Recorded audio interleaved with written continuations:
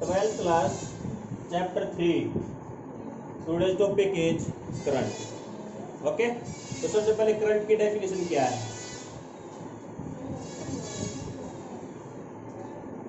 Rate of flow of charge is called electric current. Okay, rate of flow of charge का मतलब क्या है कि ये मान लो ये आपका कोई भी कंडक्टर है, इसके अंदर चार्ज तो हमेशा ही रहेगा ना, और इलेक्ट्रॉन तो ऐसे घूमते ही रहेंगे, ठीक है. लेकिन ये इलेक्ट्रॉन जब तक हम कोई पोटेंशियल डिफरेंस अप्लाई नहीं करते इनका नेट डिस्प्लेसमेंट जीरो है. जैसे ही कोई potential difference source voltage apply करेंगे, बैटरी से कनेक्ट करेंगे तो इलेक्ट्रॉन मूव करना स्टार्ट कर देंगे. तो ये चार्ज इसके अंदर मूव करेंगे, एक सेकंड में कितना चार्ज मूव कर रहा है उसको बोलेंगे इलेक्ट्रिक करंट. ठीक है. It is denoted bye I. It is denoted bye I. Next, what is the SI unit of the current? Is ampere and denoted by A. It is a scalar or vector quantity. It is a scalar quantity. इसका formula क्या बन जाएगा बेटा? यहाँ से I is equal to Q by T. Q क्या है? Charge. T क्या है? टाइम. चार्ज भी स्केलर क्वांटिटी, टाइम भी स्केलर क्वांटिटी, तो करंट क्या होगा? Scalar quantity. ठीक है ना. डेफिनेशन होगी, फार्मूला होगा, ऐसा यूनिट होगी. इसके बाद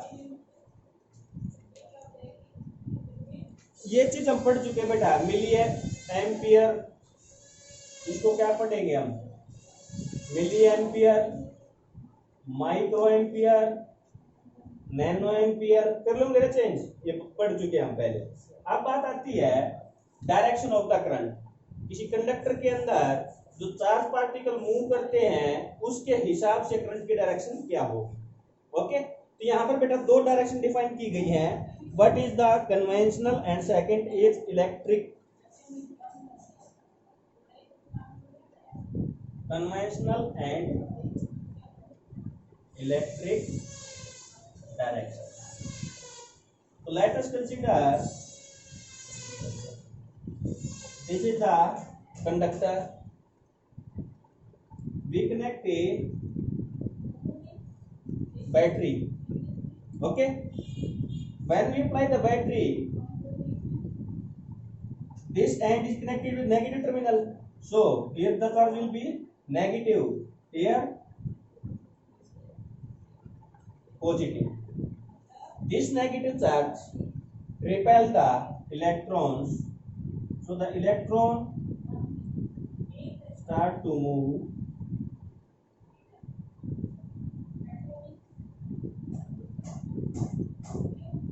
in this direction. Okay, electron ने क्या किया बेटा? इस डायरेक्शन में मूव करना स्टार्ट किया. अब यहाँ पर दो डायरेक्शन बताएंगे करंट के, कन्वेंशनल और एक इलेक्ट्रिक डायरेक्शन. अब ये बताओ पहले तो सर्किट को देखकर आपको क्या लग रहा है, क्या डायरेक्शन होगी हमारे करंट की? करंट की डायरेक्शन क्या होगी सर्किट के अंदर?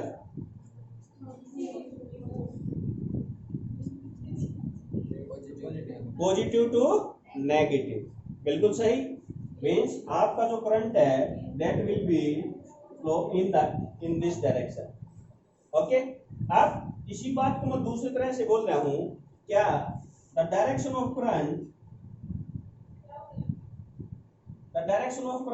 Is opposite to the flow of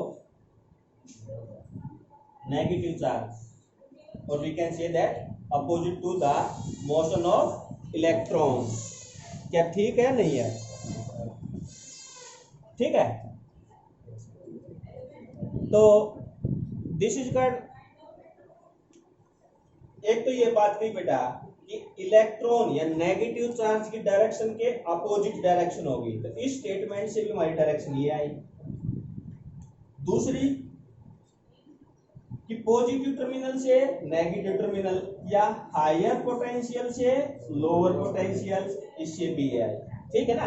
तो जो आपने स्टार्टिंग में कहा था कि positive to negative, this is called the electric direction of the current, okay, and this opposite to the direction of negative charge, this is called the conventional, okay. सिर्फ ये याद रखना, दोनों से डायरेक्शन सेम आएगी, एक पॉजिटिव टर्मिनल से negative terminal या हायर पोटेंशियल से lower potential, second opposite to the direction of negative charge particles, ठीक है। तो करंट के बारे में बेटा इतना बेसिक था। इसके बाद नेक्स्ट आता हमारा कि किसी भी सर्किट के अंदर करंट कैसे फ्लो करेगा, ठीक है। अब देखो यहां से इलेक्ट्रॉन रिपेल किए, ओके, यहां से मूव करते करते यहाँ पर नेगेटिव प्लेट पर इलेक्ट्रॉन इकट्ठे होते सोने स्टार्ट हो जाएंगे। अब इस करंट को मेंटेन रखने के लिए जितने इलेक्ट्रॉन यहाँ से यहाँ पहुंचे हैं उतने यहाँ से यहाँ भी तो जाने चाहिए ना, तभी तो मेंटेन रहेंगे ना। एक टाइम ऐसा आएगा कि नेगेटिव प्लेट से इलेक्ट्रॉन सारे रिमूव हो जाएंगे, ठीक है। तो अब यहाँ से यहाँ तक अब इलेक्ट्रॉन को नेगेटिव प्लेट पे लेके जाऊंगा तो नेगेटिव प्लेट क्या करेगी, इसको रिपेल करेगी। तो मेरे को क्या करना पड़ेगा, एक्सटर्नल वर्क डन करना पड़ेगा। क्या करना पड़ेगा, external work done, this is called the, ये वर्ड सुना होगा आपने, क्या, इलेक्ट्रोमोटिव फोर्स, क्या, इलेक्ट्रोमोटिव फोर्स, ठीक है। इसको सिंपल से एक डायग्राम से समझाया गया कि ये मान लिया आपका वाटर टैंक है, ठीक है, और यहां से आपका वाटर इस टैंक के अंदर है, ठीक है, ठीक है। अब दोबारा से बेटा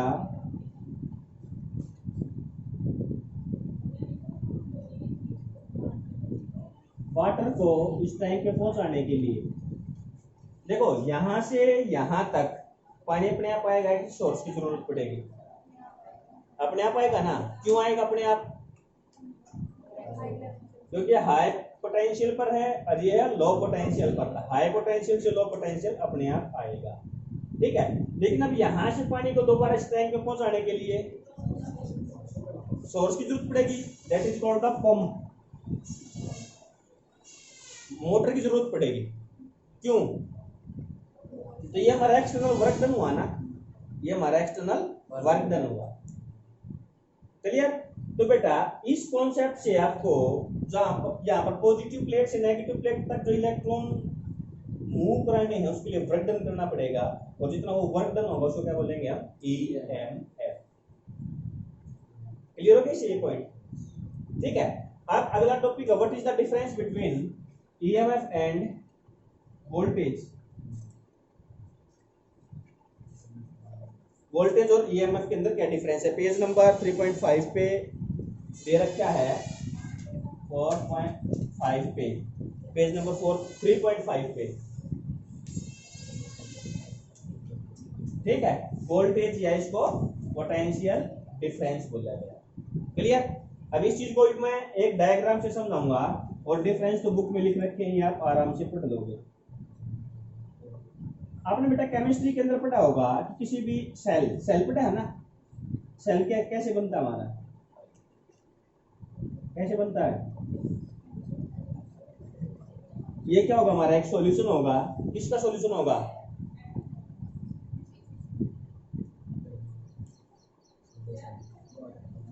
मान लो मैंने H2SO4 का एक्वस सॉल्यूशन ले लिया,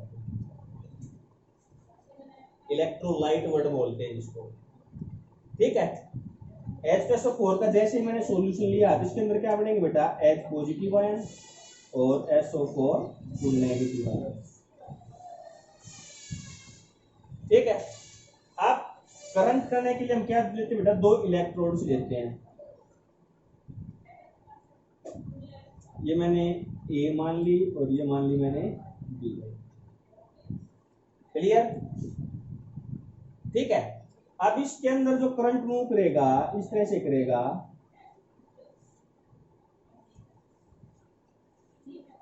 जैसे मैं इस की को क्लोज करूंगा इस सर्किट के अंदर से करंट जाएगा बेटा। मान लीजिए अब इलेक्ट्रोड पॉजिटिव है तो नेगेटिव आयन इस तरफ भागेंगे, यहाँ पर आएगा नेगेटिव चार्ज तो पॉजिटिव आयन इस तरफ जाएंगे।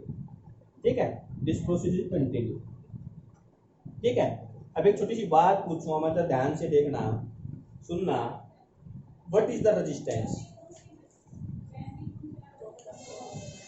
The flow of the oppose of the charge particle it's called the. चलो जब बेटा यहां से पॉइंट ए से पॉइंट बी तक चार्ज पार्टिकल गए, इस सर्किट ने इसका अपोज किया ना, वो भी एक रेजिस्टेंस होगा। लेकिन जब बी से ए तक भी तो आयन जाएंगे,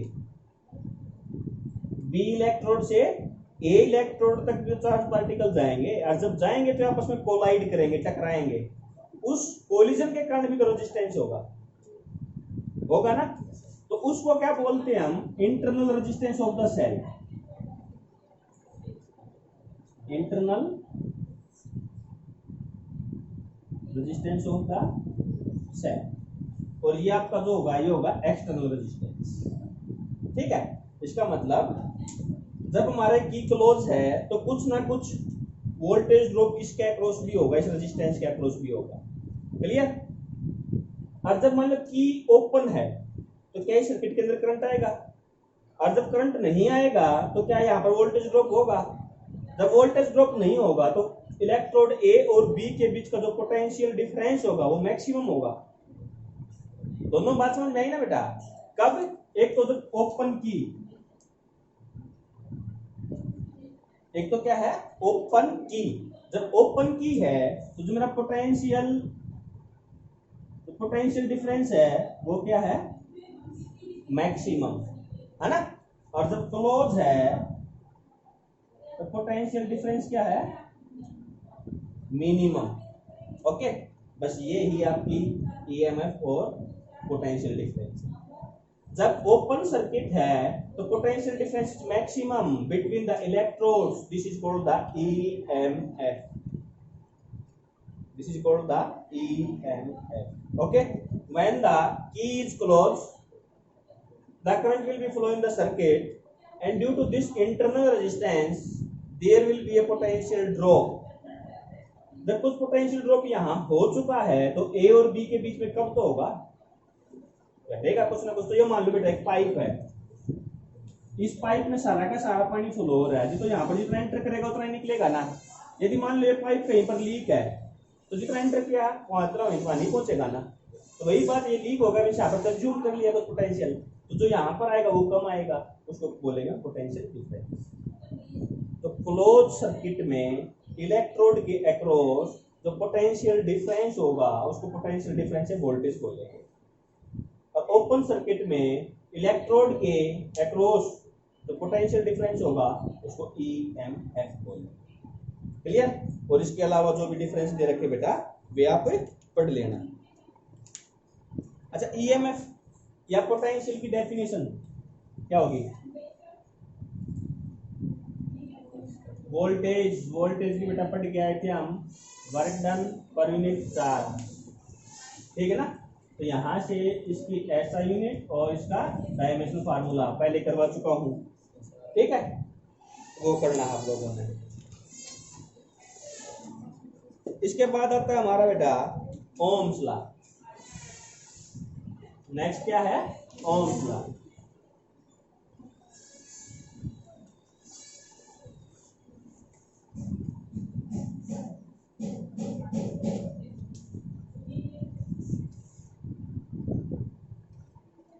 तो ओम्स लॉ आप 10th क्लास से पढ़ते आ रहे हो, है ना।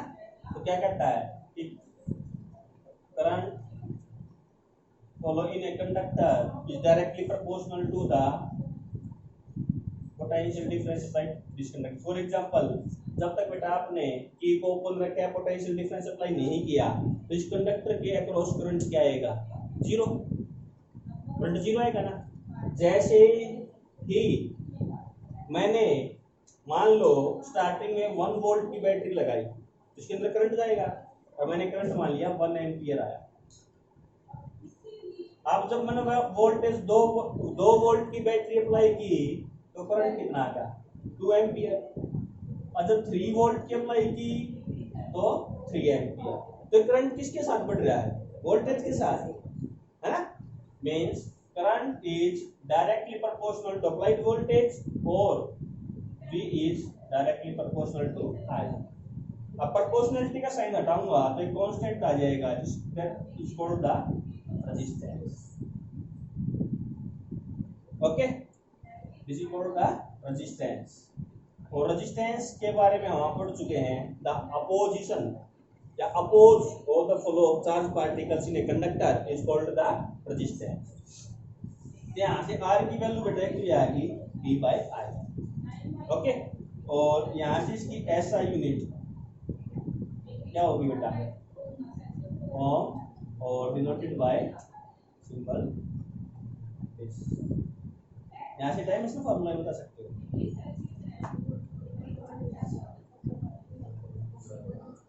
डायमेंशनल फार्मूला बेटा V का W/Q निकालना सिखाया था, I से डिवाइड करना, इसको खुद निकाल के देखना आप लोगों ने, कोई प्रॉब्लम होती मेरे को बता, ठीक है।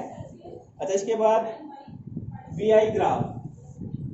देखो बेटा एक क्वेश्चन यहाँ से भी अच्छा बनता है। ये आपका V होगा और ये होगा आपका I। तो ओम्स लॉ का जब ग्राफ आप ड्रॉ करोगे, the graph will be a straight line.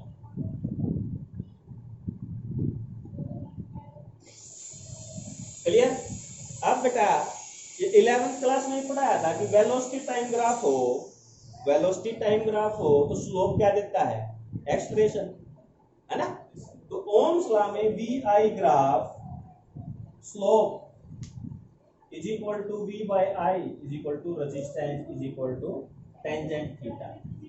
Means Ohm's law में VI ग्राफ का यदि आप स्लोप निकालोगे तो आपका क्या आएगा, रेजिस्टेंस आएगा। क्या आएगा, रेजिस्टेंस आएगा। ओके, लेकिन कई बार क्या देता है क्वेश्चन को घुमा के कंफ्यूज करने के लिए, इसका स्लोप क्या आएगा, क्या आएगा, क्या आएगा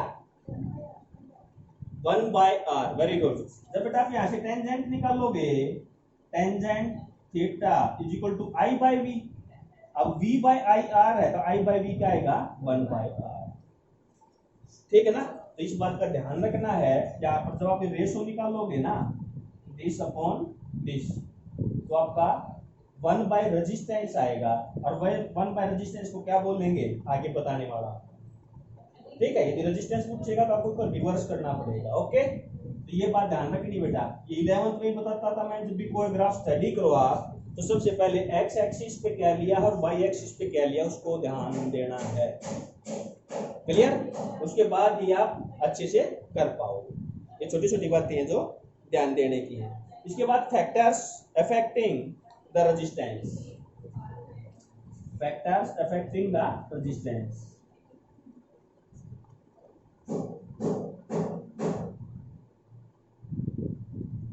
तो बेटा कौन कौन से फैक्टर थे। फर्स्ट,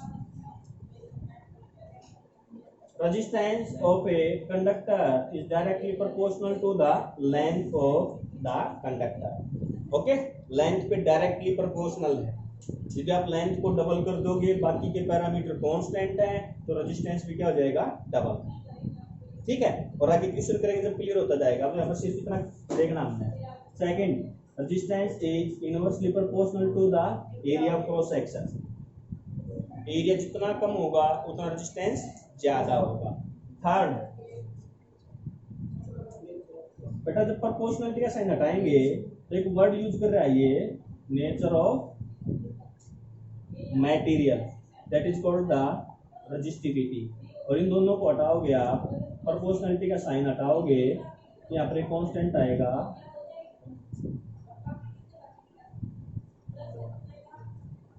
ओके, आप बेटा एक चीज ये समझने की है, इसको बोलेंगे रेजिस्टिविटी।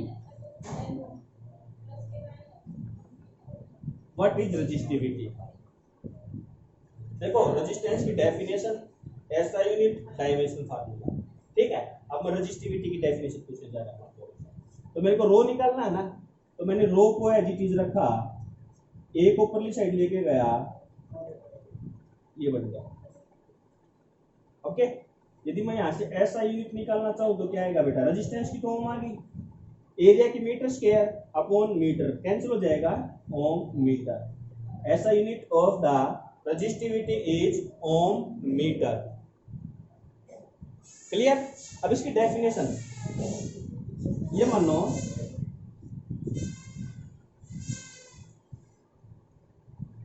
ये क्या लिया मैंने, एक क्यूब लिया बेटा, जिसकी ये साइड कितनी है, 1।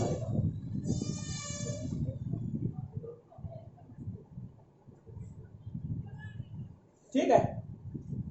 अब यदि मैं इसका क्यूब का एरिया निकालूं तो कितना आएगा, 1। इसकी लेंथ निकालूं तो कितना आएगा, 1। तो रेजिस्टिविटी किसके इक्वल आ गई, रेजिस्टेंस के इक्वल। तो इसकी डेफिनेशन क्या बनेगी, resistivity can be defined as the resistance of a cube of unit dimension। एक यूनिट डायमेंशन के क्यूब का जितना रेजिस्टेंस होगा वो उस मटेरियल की रेजिस्टिविटी को बताएगा। क्लियर हो गया बात। Resistivity is the resistance of A cube of unit dimension. Clear होगी बात। इसकी ऐसा यूनिट पता चल गया। अब यहां से इसका डायमेंशन फार्मूला निकाल सकते हो। रेजिस्टेंस का जो आया है फार्मूला यहां से, उसमें एक एल और ऐड हो जाएगा मीटर के नाम का, ठीक है ना। इसकी डेफिनेशन, ऐसा यूनिट और डायमेंशन फार्मूला, ये तीनों चीजें आनी चाहिए आपको। ओके। और जो फोर्थ फैक्टर है जिस पर रेजिस्टेंस डिपेंड करता है, that is the temperature. That is the temperature. और टेम्परेचर को हम कुछ, चलो वही क्वेश्चन नहीं दे रखी, लेकिन कहीं पर जरूरत पड़े तो इस तरह से चेंज होगा मेरा, R T is equal to R naught 1 plus alpha T. Means linearly dependent नहीं है।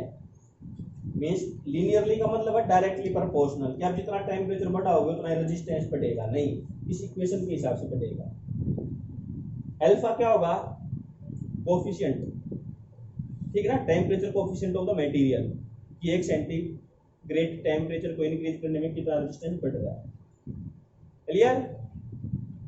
ये 4 फैक्टर्स हैं जिस पे डिपेंड करता है। ओके। तो बेसिक चीजें बेटा, एक चीज तो आपको यहां से पढ़ने को मिली है, नई चीज ऐसा यूनिट और इसका डायमेंशनल फार्मूला। एक रेजिस्टेंस की ऐसा यूनिट और डायमेंशनल फार्मूला, ठीक है। यहां तक किसी को दिक्कत हो। नेक्स्ट है current density, conductance and conductivity. 3 नई टर्म आई है बेटा जो आपको याद रखनी है।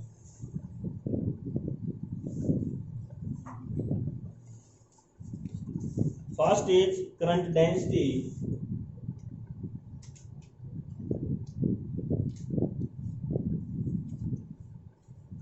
Second is conductance, and third is conductivity.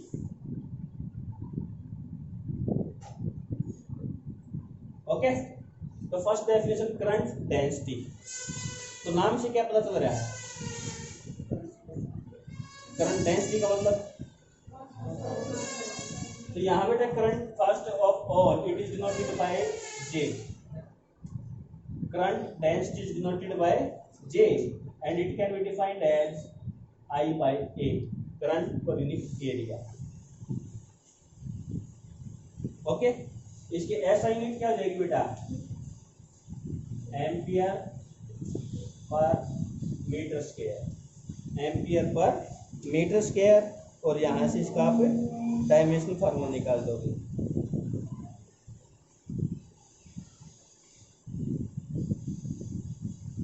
ठीक है, करंट डेंसिटी की।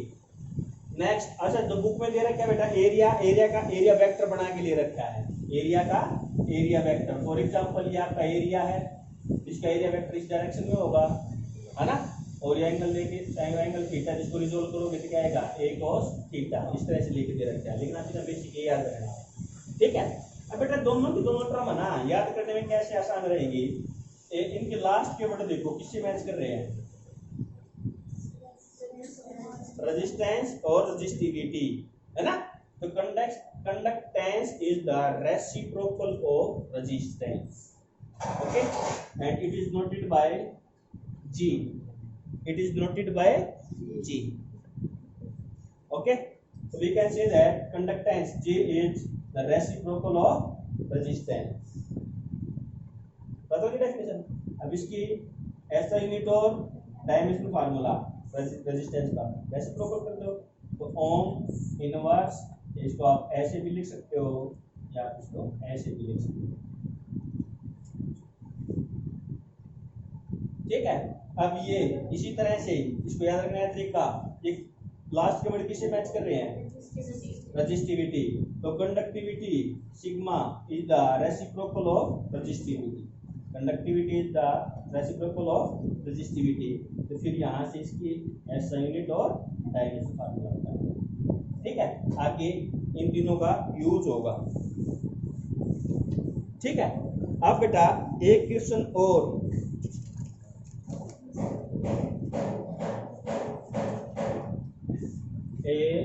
ये बात नहीं सुनी होगी आपने, vector form of Ohm's law, ठीक है, vector form of Ohm's law, या इसको दूसरे नाम क्या दिया जाता है बेटा, relation between J sigma and rho, J sigma और रो ना, electric field current density and E आएगा शायद, relation between current density, conductivity and electric field, ठीक है। या वेक्टर फॉर्म में फाइनल रिजल्ट आएगा हमारा J is equal to sigma into E, तो relation between J sigma and E, J का मतलब करंट डेंसिटी, सिग्मा का मतलब कंडक्टिविटी एंड E का मतलब इलेक्ट्रिक फील्ड, ठीक है। या दूसरा नाम vector form of Ohm's law. इसकी शुरुआत करते हैं। तो what is the relation between